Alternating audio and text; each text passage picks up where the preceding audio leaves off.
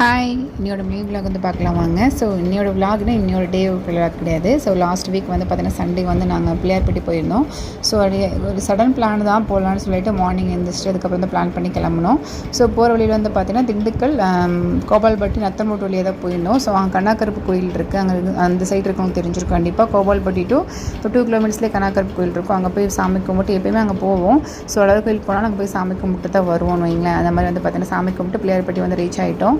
So ரொம்ப நாள் வந்து போகணுன்னு வந்து நினச்சிட்டு இருந்த கோயில். ஸோ ஹஸ்பண்டுக்கு வந்து பார்த்திங்கன்னா போகணும்னு தோணுச்சு. ஸோ சடனாக வந்து பிளான் பண்ணி கிளம்பிட்டோம். ஸோ நிஷாத் வந்து பார்த்திங்கன்னா செகண்ட் டைம் வராங்க. ஸோ ஃபஸ்ட் டைம் வரும்போது பார்த்திங்கன்னா கொஞ்சம் கிட்டாக இருந்தாங்க. இப்போ வந்து கொஞ்சம் வளர்ந்துட்டாங்க. ஸோ அந்த மீன்லாம் இருக்கும் இல்லையா, ரொம்ப ரொம்ப பிடிச்சிருந்துச்சு அவனுக்கு. மீன், ஆட்டுக்குட்டி, மாடு நிறையா இருக்குமே. அவங்க ஜாலியாக வந்து என்ஜாய் பண்ணாங்க. ஸோ உள்ளே வந்து மொபைல் கிடையாது. திருப்தியாக போய் தேங்காய் உடைச்சி சாமி கும்பிட்டு அதுக்கப்புறம் வந்து பார்த்திங்கன்னா வெளியில் வந்துட்டோம். ஸோ தேங்காய் விடுவாங்க இல்லையா, அது வந்து நிஷாத்தும் அவங்க அப்பா வந்து விட்டாங்க. ஸோ சாமி கும்பிட்டு வந்து